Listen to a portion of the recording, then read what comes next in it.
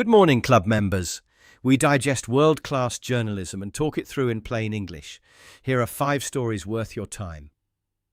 Novo Nordisk and Eli Lilly are chasing illegal copycats of their weight loss injections across Britain. Criminal gangs are making millions of pounds by selling fake versions of Ozempic and Mounjaro online. Global demand for these slimming jabs has grown faster than factories can produce them. Genuine treatments are costly. So many patients look for cheaper deals on the web. Unregulated sellers have moved quickly to exploit that desperate search for affordable medicine. The danger is that these knockoff injections can cause severe poisoning or even death. Major pharmaceutical companies are now fighting back in British courts. Novo Nordisk secured a special legal order forcing internet service providers to block counterfeit websites. Under this dynamic ruling, network providers must shut down new fraudulent sites without separate hearings each time. Rival manufacturer Eli Lilly has targeted social media, removing thousands of accounts peddling unapproved drugs. The American company even broadcast an awareness advert during the Oscars ceremony to warn consumers. Yet, digital takedowns alone cannot halt the physical flow of counterfeit medicine. British health regulators seized almost 20 million doses of illegal pharmaceuticals last year. That haul had an estimated street value of £45 million. Since 2023, officials have confiscated more than 90,000 fake weight loss shots. During one recent raid on a country estate, investigators uncovered 12,000 illicit injections. Other raids in Northampton and Lincolnshire discovered thousands of pens containing unapproved experimental chemicals. One of those chemicals, retatrutide, is still in clinical trials and not yet licensed anywhere. Enforcement officers admit it is nearly impossible to measure the full scale of this black market. Counterfeits are being manufactured in secret laboratories overseas and inside the UK itself. When patients suffer bad reactions from fake injections, they often report them to the genuine drug makers. That confusion damages public trust and can even trigger unnecessary product recalls. The drug giants can win court orders and scrub social platforms every single week. Still, as long as genuine pens remain scarce, criminals will find willing buyers. The remaining uncertainty is whether regulators can dismantle these underground factories before more lives are ruined.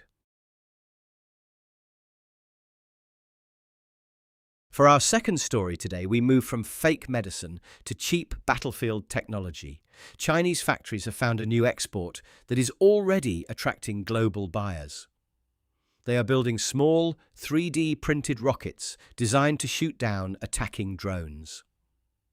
In recent conflicts across Ukraine and the Middle East, simple attack drones have caused massive damage. Traditional air defense usually relies on electronic jamming to confuse an approaching drone. Yet many modern strike drones fly without continuous satellite guidance, ignoring radio interference completely. That makes them almost impossible to stop with standard signal blockers. The new Chinese response to this problem is surprisingly direct. Instead of jamming signals, these little rockets simply crash straight into the target. They fly at speeds well above 300 kilometers an hour. Small cameras and AI guidance systems in the nose steer the rocket automatically. Why can Chinese companies build and sell these weapons so rapidly? The answer lies in the country's massive commercial drone industry. Chinese factories already produce the vast majority of the world's civilian drones. These new interceptor rockets use the very same electric motors, wings, and lightweight batteries. A workshop only needs to print the plastic body and fit the electronic parts. At a recent technology fair in Shenzhen, dozens of companies showed off working models. Some manufacturers started development only last autumn and already produce thousands of units monthly. Their customers include buyers across the Middle East and Russia. Chinese institutions also filed more anti-drone patents last year than any other country. Price is the biggest reason for this sudden surge in demand. Traditional air defense missiles can cost hundreds of thousands of dollars for a single shot. These printed interceptors cost between $1,500 and $3,000 each. That low price lets a military protect its airspace without spending a fortune. However, several technical hurdles still limit their practical use on the battlefield. First, manufacturers disagree sharply on accuracy, with estimates ranging from 50 to 100%. Second, building a single rocket is simple, but connecting it to complex military radar is difficult.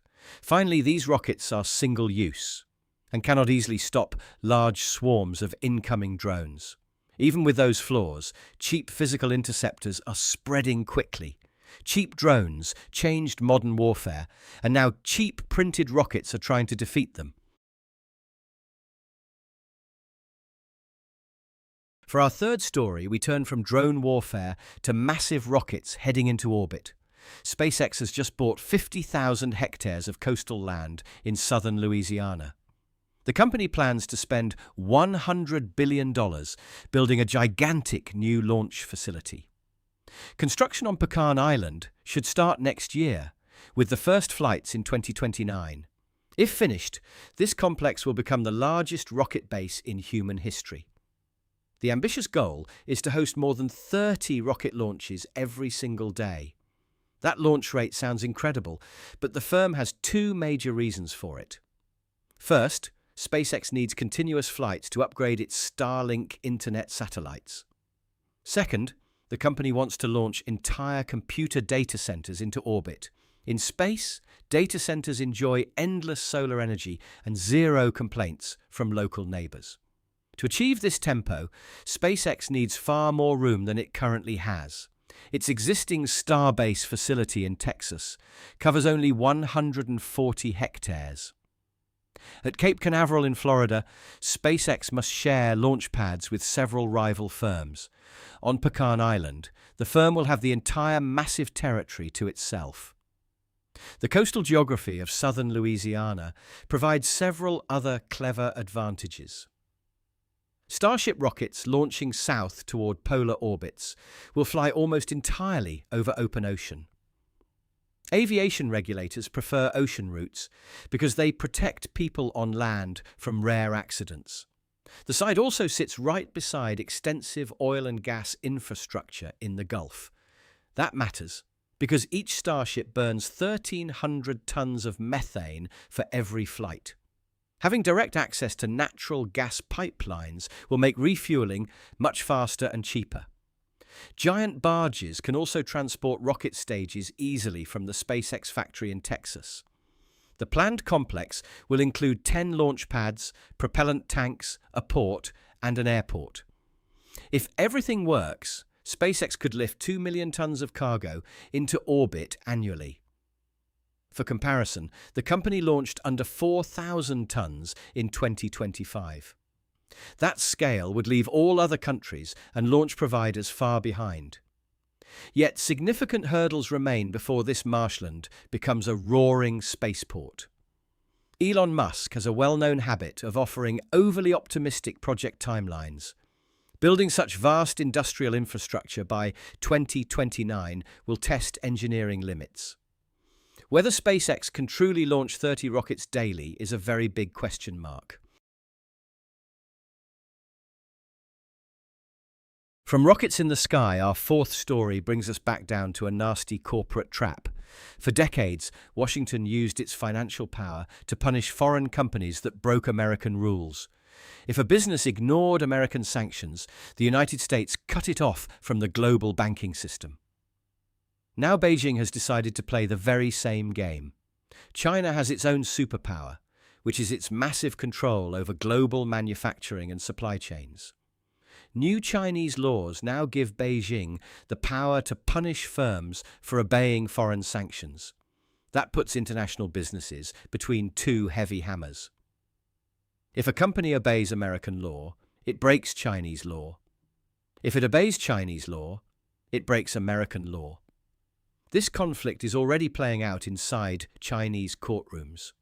Two giant American banks, JP Morgan Chase and Citigroup, are currently being sued in China for tens of millions. Their offense was simply following orders from Washington to avoid blacklisted Chinese firms. Companies from third countries are also getting caught. China's top court recently ruled against a Singaporean company for refusing to carry sanctioned electronics. The reach goes even deeper into modern technology. In April, China blocked Meta from buying an artificial intelligence startup for $2 billion. The startup had already moved to Singapore to escape Chinese control.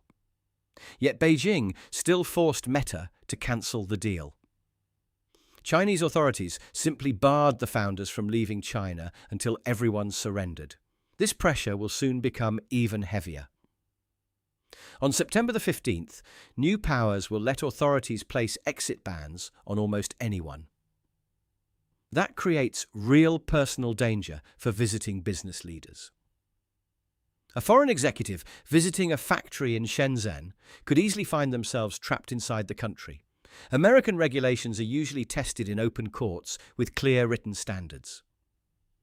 Chinese laws are deliberately vague, and Chinese courts do whatever the Communist Party demands. So how can global companies survive this clash?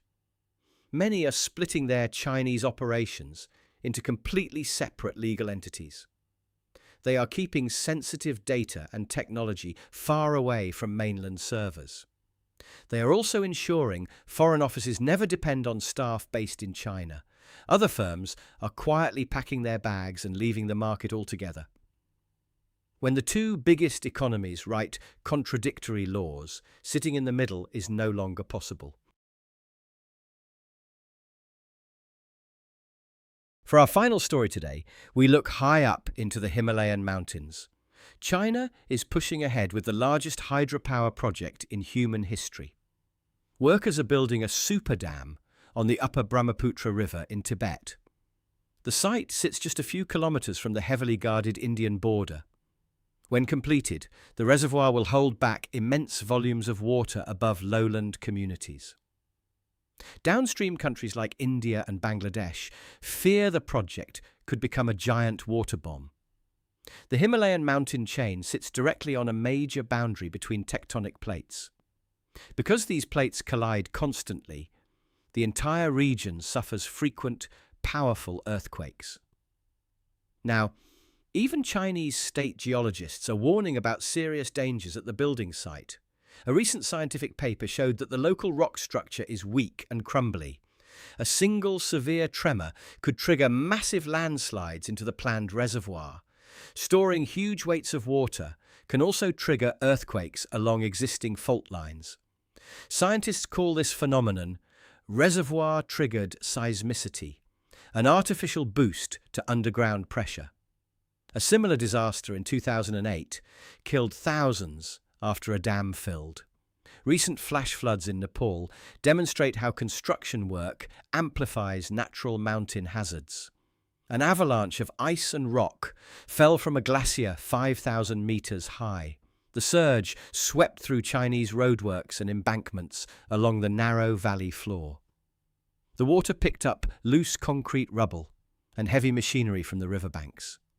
This turned the flood into a dense slurry that hydrologists compared to liquid concrete. It tore through Nepali villages, wrecking power stations and washing out vital bridges.